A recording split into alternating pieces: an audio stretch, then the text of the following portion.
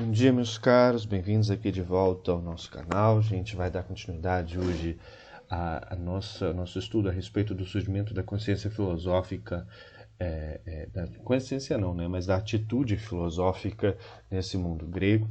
Vamos opor aqui ao mito, à filosofia, no início da nossa aula. Na última aula a gente já falou muito a respeito dessa questão do mito.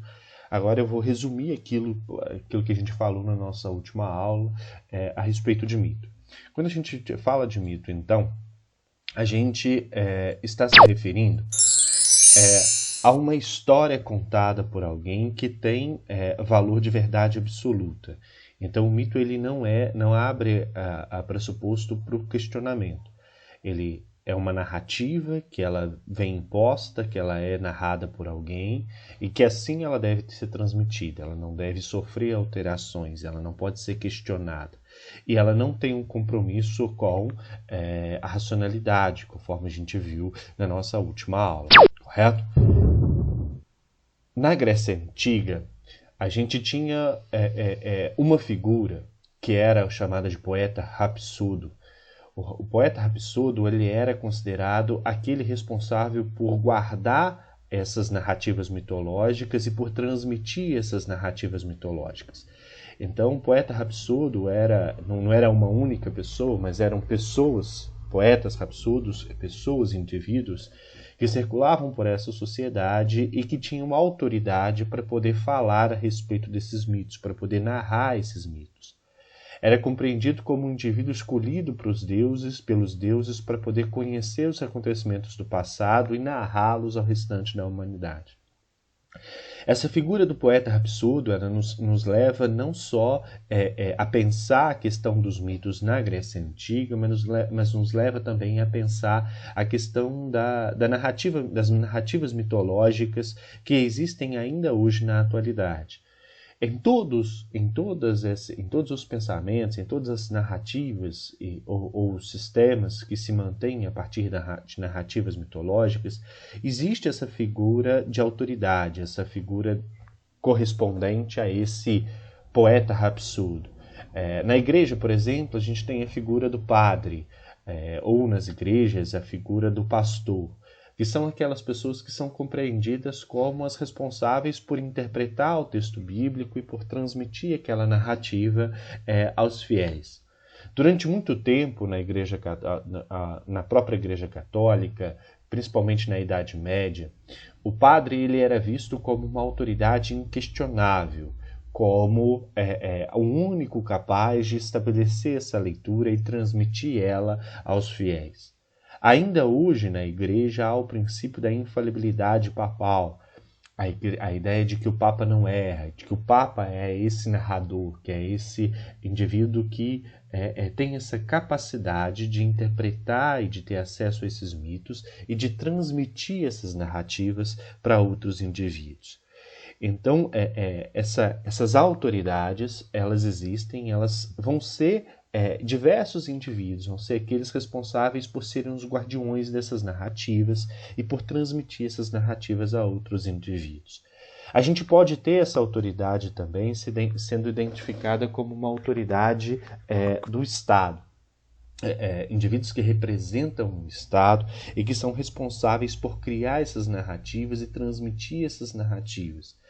E quando esses chefes de Estado são compreendidos como Führer, como autoridades, como mitos que são inquestionáveis, eles são os guardiões dessa autoridade. O que eles falam passa a ter valor supremo, valor de autoridade mesmo, eles conferem valor a determinadas narrativas, e essas narrativas não são questionadas, elas são simplesmente transmitidas. E não se duvida, porque se você contesta essa autoridade, você está contestando o próprio mito, você está contestando a própria narrativa. E ele por representar esse guardião, não há a possibilidade desse questionamento. Além disso, então a gente pode concluir que a palavra desse poeta, a palavra dessa autoridade, ela é sagrada, ela é incontestável. Porque ela é uma palavra que vem de uma revelação. Esse poeta, ele é compreendido, essa autoridade, ele é compreendida como um indivíduo que não como criador da narrativa, mas como um indivíduo que teve acesso a essa narrativa por meio de uma revelação, e uma revelação que na maior parte das vezes ela é divina. Esse mito, ele tem 3 formas de explicar o mundo e as coisas. E aqui eu estou me referindo basicamente à mitologia grega e também à mitologia romana. Ele tem uma forma que seria a ideia de que tudo deriva da relação entre 2 seres. A gente pode tomar, por exemplo, a ideia de Urano e Gaia. A relação entre os dois originou-se todos os outros deuses e todas as outras formas de vida no mundo como um todo. Então, pelo mito, uma das formas de explicar o surgimento do mundo e das coisas é a partir da relação entre 2 indivíduos. Outra forma de se explicar o surgimento de sensações do campo material é a partir da rivalidade. Então, ou você explica a partir das relações entre 2 indivíduos, ou a partir de rivalidades ou alianças, das guerras. A gente viu muito isso no último videozinho, e naquele vídeo que a gente trabalhou, os grandes conflitos entre os deuses que teriam dado origem a sensações, a desejos e as próprias estruturas do mundo como um todo. Ou então, uma terceira forma de se explicar é através da recompensa e castigo dos deuses. Então, a partir das narrativas mitológicas, o mundo ele se explicaria não a partir de uma construção humana, não a partir de uma construção de indivíduos, mas a partir ou da relação de seres divinos, ou das disputas entre esses seres, ou da recompensa e castigo trazido por esses deuses. Então, essas ações, as ações dos deuses, as ações mitológicas desses deuses, desses seres primitivos, é que dariam origem a tudo aquilo que teria surgido na Terra. Como eu disse e venho repetindo para vocês, numa explicação mitológica não há o compromisso com a lógica, não há o compromisso com a razão. Simplesmente se narra um feito de um deus ou o feito de alguns deuses e a partir de então você começa a acreditar naquela narrativa. Ela tem valor de verdade absoluta. Os mitos trabalham com o princípio da crença. Eles não, como eu venho afirmando agora na minha última fala, inclusive estava dizendo isso, os mitos eles não têm um compromisso com a lógica, com a razão. Eles trabalham com a crença, com o crer, com o ato de crer de um indivíduo. Então, o mito ele foge à lógica, mas as pessoas acreditam neles porque elas creem que aquilo é uma verdade. E creem e acreditam principalmente porque depositam grande confiança na palavra de quem está dizendo. A palavra de quem está dizendo ela tem autoridade. É uma pessoa que teve uma revelação e, portanto, algo que foi passado por ela, para ela, por entidades superiores. Então, é a crença que leva as pessoas a acreditar em coisas que são inexplicáveis ou que fogem à lógica ou à racionalidade humana. Em alguns casos, os mitos eles podem ser usados racionalmente como estratégias de dominação e controle da população. Então, embora as narrativas mitológicas elas não sejam racionais, a gente vai ter, ao longo da história, muitos momentos em que esses mitos são utilizados, e aí são utilizados racionalmente, há a intenção de determinados indivíduos, de determinadas pessoas, de usar essas narrativas para poder dominar e controlar populações. E aí essas pessoas elas vão afirmar e vão defender ideias que se distanciam de princípios racionais e que algumas vezes que se distanciam de princípios racionais ou algumas ideias que se utilizam inclusive dos princípios racionais científicos para afirmar um determinado poder. Um exemplo aqui seria durante o imperialismo, por exemplo, quando algumas nações europeias vão se dizer superiores a outras nações do mundo como um todo, principalmente a questão da África, baseando-se aí em princípios científicos, como a própria ideia da evolução das espécies defendida pelo Darwin. A ideia de que existiriam espécies mais preparadas, mais evoluídas e espécies menos evoluídas. E o Darwin ele desenvolveu essa racionalidade, a questão da evolução das espécies, para poder analisar as espécies de animais. E ao longo do século XIX, um cientista norte-americano chamado Herbert Spencer, se eu não me engano, ele desenvolve aquilo que nós chamamos de darwinismo social. O darwinismo social aplica a ideia, a teoria do Darwin, para entender as sociedades, para entender as relações entre as sociedades e as relações entre os humanos. E o Spencer vai dizer que a mesma racionalidade que era utilizada pelo Darwin para observar as diversas espécies poderia ser utilizada também para se observar as espécies humanas, a espécie humana. Então, aí você teria indivíduos mais evoluídos e indivíduos menos evoluídos, com uma tendência de que os mais evoluídos se sobrepusessem a esses menos evoluídos.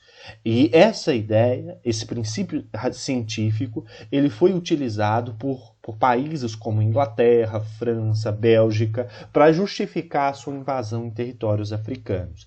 Então aqui a gente tem uma narrativa científica que ela é tomada como um mito, ela é tomada com princípios de autoridade e reproduzida para poder legitimar uma ação de dominação sobre uma população. Da mesma forma, a gente tem mitos que surgem que não são científicos, conforme a gente falou, inclusive quando estudávamos a questão de escravidão na Grécia Antiga, a narrativa utilizada pelos europeus no século XVI para poder escravizar os africanos, se baseando em princípios religiosos, afirmando aquela noção de que os africanos seriam os descendentes de Cã e, portanto, poderiam ser subjugados pelos europeus. Também é uma forma de se utilizar o mito, de se utilizar essa narrativa para poder explicar a dominação e controle sobre determinada população. Então, os mitos, essas narrativas mitológicas, seguindo ou não uma lógica racional, essas narrativas foram usadas ao longo da história para poder legitimar a ação de determinados estados. A ideia de que, e isso a gente vai ter sendo aplicado até os dias de hoje, a ideia de que determinados indivíduos seriam iluminados por Deus, seriam escolhidos por Deus para poder governar e, portanto, teriam esse direito de governar e deveriam ser respeitados pela sociedade como um todo. Isso existiu no período absolutista, isso existiu lá atrás, quando a gente tem uma aliança entre parte da Igreja Católica e os movimentos fascistas e nazistas na Europa. Isso existe até os dias de hoje em muitas regiões do mundo, onde a gente ainda tem narrativas que identificam chefes políticos como pessoas que teriam um destino fora do comum, que teriam sido agraciadas por Deus com esse destino fora do comum e poderiam então teriam o direito de governar determinados países. Então as narrativas mitológicas, elas estão por trás de estratégias de dominação e controle sobre populações. E isso racionalmente. As pessoas que promovem essas ações não fazem isso de forma irracional. Elas têm esse objetivo e colocam essa narrativa em prática. As pessoas que seguem a narrativa, que acreditam naquilo, o fazem de forma irracional. Não questionam racionalmente essas ações. Mas aqueles indivíduos que promovem esse discurso, que usam esse discurso para legitimar suas ações, eles o fazem de forma racional. E algumas às vezes nem eles próprios concordam com aquilo que estão falando, mas usam para poder legitimar o seu poder. Já a filosofia, como que a filosofia ela se coloca nesse mundo? Como que a filosofia ela vai surgir? Qual que é a oposição da filosofia ao mito nesse contexto? A filosofia ela se propõe a pensar os mitos, então ela não é completamente contrária. A filosofia, ela surge do mito, ela surge de uma, não surge do mito, mas ela surge de uma ação humana para com o mito. A filosofia, ela pega o mito, ela pega a narrativa mitológica e ela busca compreender essa narrativa. Ela busca soluções racionais para os problemas que esses mitos explicam ou para os problemas que esses mitos não explicam. Então a filosofia, ela vai surgir quando as narrativas mitológicas, elas não dão conta mais de satisfazer todas as expectativas daquela sociedade. Os mitos, eles não dão conta mais de suprir aquilo que a sociedade esperava que fosse respondido. Ele não responde todas as questões. Então a filosofia, ela é uma atitude de inquietação frente a esse mundo explicado por essas narrativas mitológicas. A filosofia, ela surge quando alguns gregos, eles se mostravam insatisfeitos com as explicações sobre a realidade que eram dadas por esses mitos, e esses indivíduos começam a questionar algumas narrativas mitológicas e a buscar respostas racionais para elas. Eles tinham consciência de que eles estavam fazendo isso? Não. Por isso não existia ainda a consciência filosófica. Eles ainda não sabiam que faziam essas ações, mas eles faziam. Eles questionavam, eles se mostravam inquietos frente àquelas narrativas. Elas não satisfaziam mais. Eles buscavam uma outra lógica para poder interpretar esse mundo. Como assim? Zeus... Como assim o Deus lá vai comer uma pedra e achar que comeu uma pessoa e não sofrer nenhuma reação em função de ter engolido uma pedra? Como que pessoas permaneceriam vivas dentro do corpo de um indivíduo mesmo depois de terem sido devoradas, de terem sido comidas? Então, a lógica, ela começa, esse pensamento mais racional, ele começa a levar os gregos a questionar essas narrativas mitológicas e a buscar outras explicações. Não quer dizer que eles vão se contrapor, vão deixar esses mitos, mas eles buscam outras explicações ou buscam questionar aquelas explicações que já estavam presentes, mas ainda não têm a consciência de que estão fazendo isso, não tem um saber sistematizado que permita a eles perceber essa ação que eles estavam fazendo naquele momento. Os indivíduos começam, todo saber, todo questionamento, ele surge de um processo de admiração, de um processo de tesão, de olhar e admirar algo ou de odiar algo. Então, os indivíduos que vão buscar questionar, eles são indivíduos que começam a estar admirados com a realidade. Eles param, olham, pensam, ficam olhando para uma árvore, ficam olhando para o céu e admirando aquilo. E começam a defender que as coisas da natureza, o mundo da física, o mundo natural, ele pode ser interpretado a partir dessa observação, a partir de uma racionalidade humana. Então, a natureza, ela poderia ser conhecida pela razão humana, mas para que ela fosse conhecida pela razão humana, você teria de parar, olhar, observar. E por isso que a filosofia, ela surge entre a aristocracia. Ela não vai surgir entre os escravos, ela não vai surgir entre os trabalhadores, porque esses trabalhadores não têm tempo para isso. São os aristocratas, aqueles que têm escravos trabalhando para eles, que vão poder sentar numa pedra e ficar olhando e observando essa física, essa natureza, e pensando questões a respeito dessa natureza. Então, esses homens admirados com essa realidade buscam interpretar, buscam construir uma explicação lógica para tudo aquilo que vinha acontecendo. Eles começaram a refletir que a razão, e isso aqui já é um conhecimento mais apurado, já é o momento em que a filosofia ela começa a pensar sobre si mesma. Então a primeira ação é essa de admirar, de observar a natureza. E num segundo momento, a gente vai ter uma ação em torno da filosofia de buscar a compreensão sobre si próprio. E isso começa lá na frente com Sócrates, quando ele afirma a ideia de buscar o conhecimento de si mesmo. Conhece-te a ti mesmo. A ideia de que essa razão, de que esse conhecimento, ele poderia compreender si próprio. O que isso significa? Isso significa que o homem pode compreender o ato de compreender, pode compreender essa razão, pode compreender como que esse conhecimento ele é produzido. É aí que a gente tem um despertar para o conhecimento filosófico. É aí que o homem começa a perceber, e isso já é no momento posterior, a gente já está no momento de sistematização desse pensamento, quando o homem começa a perceber que ele está pensando. E aí, quando o homem começa a perceber que ele está pensando, que ele está refletindo, que ele está fugindo daquele conhecimento mitológico e buscando outras explicações, ele começa a se perguntar, mas como que eu pensei isso? E é nesse sentido que a filosofia busca conhecer a si mesma, busca conhecer esse ato de pensar, esse ato de refletir. E isso é a base da ciência. É aí que a gente tem um conhecimento científico começando a se desenvolver. Porque a ciência, o pensamento, a razão, busca entender como que essa ciência é feita. Aí a gente vai ter a metodologia, a gente vai ter o desenvolvimento do conhecimento científico, do ato de se fazer a ciência. Por isso a filosofia é a mãe de todas as ciências, porque ela é o ato de se pensar como fazer, de se pensar como que o homem pensa.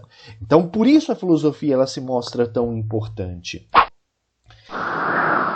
A verdade do mundo e dos humanos começa a ser compreendido como algo que não é mais secreto e misterioso e, portanto, precisa ser revelado por um poeta, precisa ser revelado por uma autoridade, precisa ser revelado por divindades aos seres humanos. Mas a verdade do mundo e dos seres humanos começa a ser compreendida na filosofia como um fenômeno que pode ser estudado, que pode ser compreendido pela razão humana. Só que para ser estudado e compreendido, ele precisa ser questionado, ele precisa ser problematizado. Como que surge o mundo? Por que o mundo é dessa forma? Como que o ser humano surge?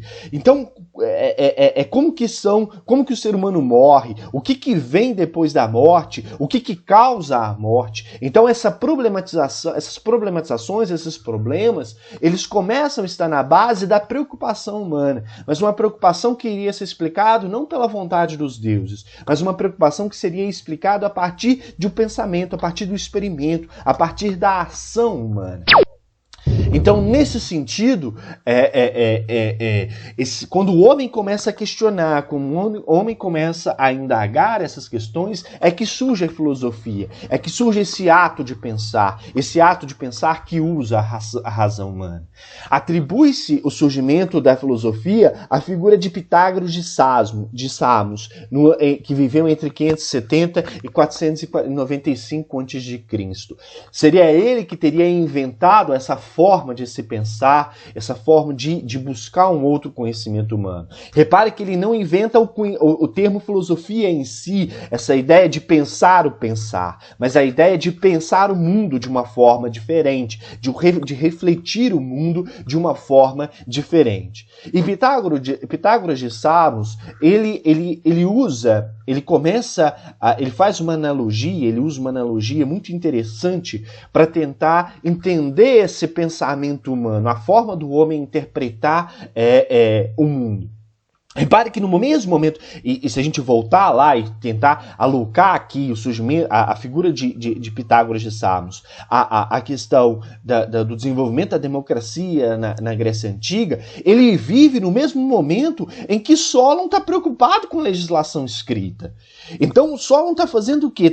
Está começando a pensar ali a questão das relações pessoais, a partir de uma racionalidade, a partir de construir leis, construir regras regras para a ação humana. Então é o homem criando regras, porque as regras criadas pelos deuses, pela mitologia, elas já não satisfaziam mais. Então o despertar dessa consciência filosófica, ele está em diálogo com aquela sociedade, com as transformações que vinham acontecendo naquela sociedade. E o que o Pitágoras faz é tentar compreender a ação do homem, a ação desse homem com conhecimento, a ação do homem com o mundo, a partir de uma analogia que ele faz com os Jogos Olímpicos.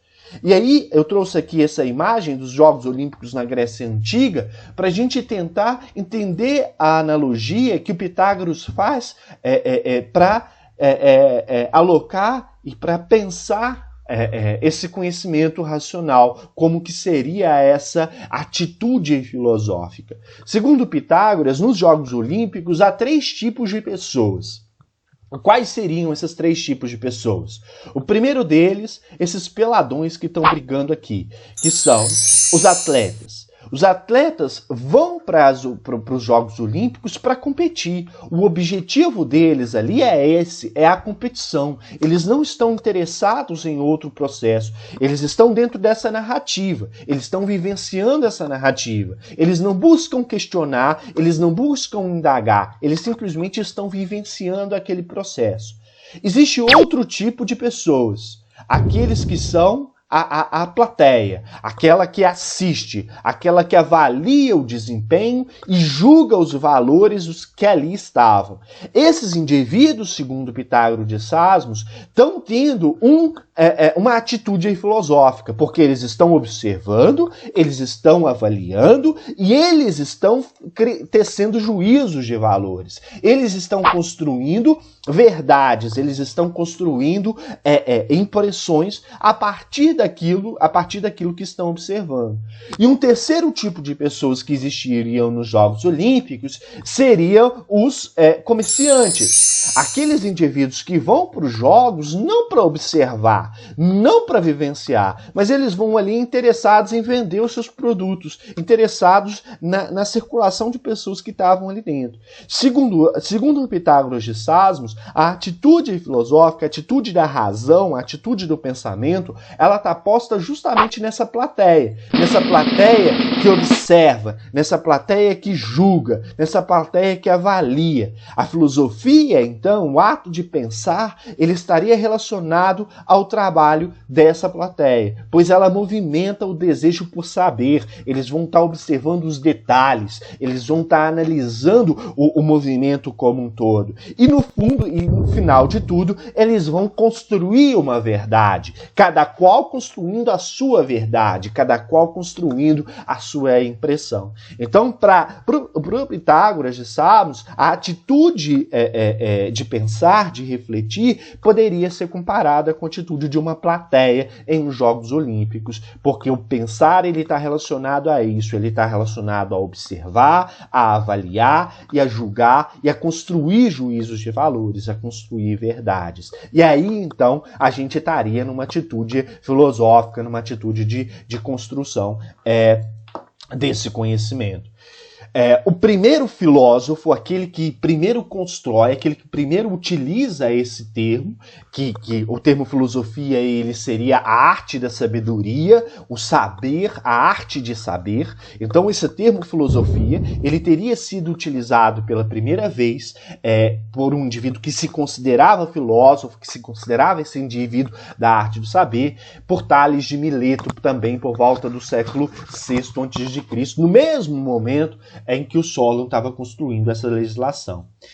O conteúdo que teria originado esse primeiro filósofo, que teria importado a esse primeiro filósofo, seria a cosmologia.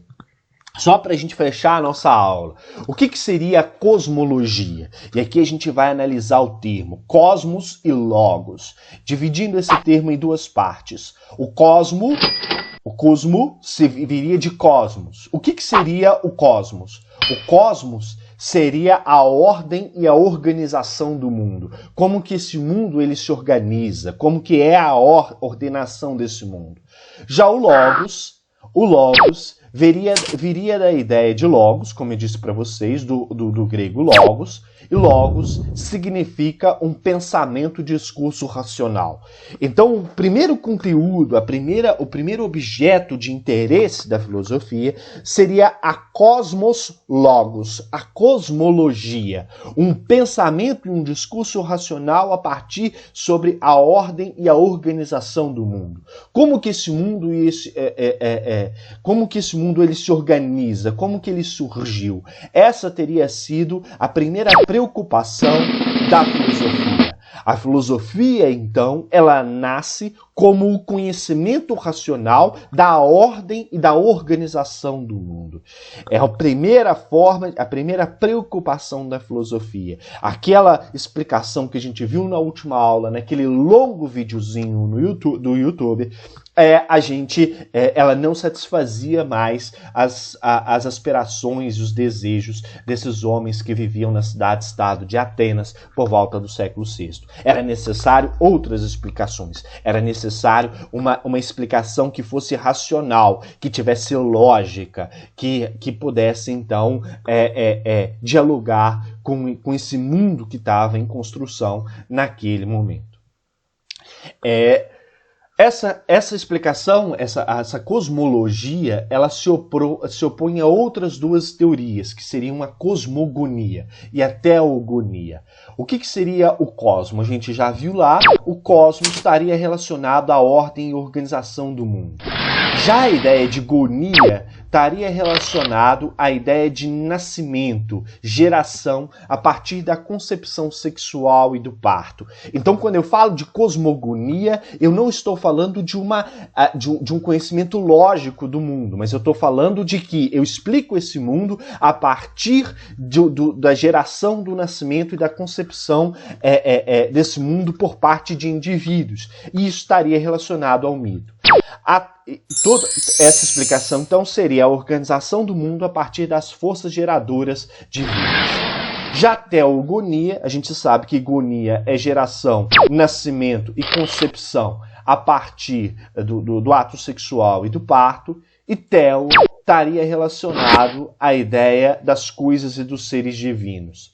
Então, em última instância, teogonia seriam as narrativas de origem dos deuses a partir dos seus antepassados. Então, esses dois termos, cosmogonia e teogonia, vigoravam no mundo grego no momento em que a filosofia vai surgir. E então, é isso que a gente chamava de mitos que norteavam, que se opõem àquilo que surgiu nesse momento, que é a filosofia, que se baseia na cosmologia. A filosofia ela é diferente por quê?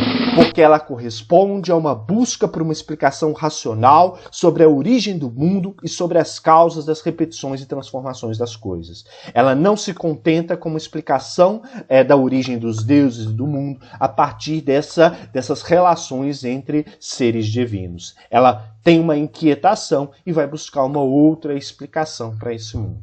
Com esse esqueminha lindo, maravilhoso, eu termino a nossa aula de hoje. Agradeço a atenção de vocês. Digo a vocês que tem uma atividade lá para ser feita na pasta de avaliações. E qualquer dúvida, estou lá no Meet esperando para a gente poder conversar, para a gente poder dialogar a respeito dessas diferenças entre cosmologia, cosmogonia, teogonia, mito e filosofia.